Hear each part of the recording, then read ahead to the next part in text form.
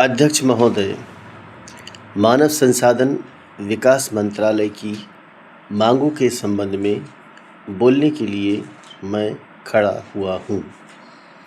शिक्षा की पद्धति के बारे में, उसमें परिवर्तन लाने के बारे में, इस क्षेत्र में हमें जो असफलता हाथ लगी है उसके बारे में अभी मेरे मित्र ने बहुत कुछ कहा है।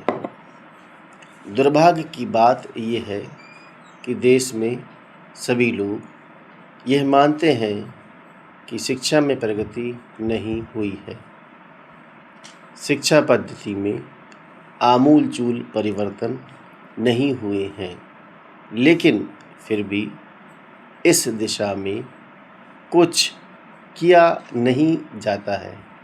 ऐसा प्रतीत होता है कि इस विषय में कुछ भी करने की स्थिति में हम नहीं रहे हैं। स्थिति ज्यों की त्यों चली आ रही है।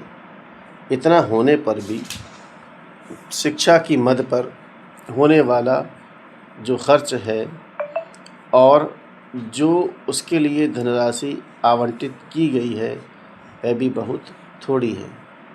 लेकिन उस पर ना जाकर मैं आपका ध्यान इस ओर दिलाना चाहता हूँ कि मर्ज़ बढ़ता ही गया ज्यों ज्यों दवा की वाली कहावत ही आज चरितार्थ हो रही है। जितने ज़्यादा आयोग और समितियाँ बैठी और जितनी ज़्यादा शिक्षा पद्धति के बारे में छानबीन की गई, उतनी ही ज़्यादा बीमारी बढ़ती गई। बीमारी का इलाज न होकर और भी खराबियां पैदा होती हैं। अभी मेरे मित्र ने माननीय मंत्री का ध्यान एक रिपोर्ट की तरफ दिलाया था। इस तरह की बहुत सी रिपोर्ट हैं। अभी सदस्य महोदय भी एक रिपोर्ट का जिक्र कर रहे थे। रिपोर्ट तो बहुत सी प्रस्तुत हुई हैं, लेकिन मंत्रालय ने उस पर कभी कार्यान्वयन करने की दिशा में कोई कदम नहीं उठाया। अपनी इस हालत को उन्होंने इसी सदन में स्वयं स्वीकार किया है। अपनी विवशता को उन्होंने स्वयं यहाँ प्रकट किया है।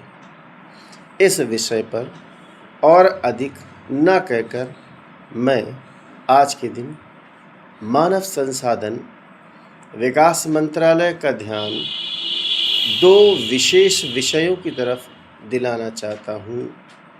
पहली बात तो मैं हिंदी के बारे में कहना चाहता हूँ। मंत्रालय का काम हिंदी का प्रसार और प्रचार करना है।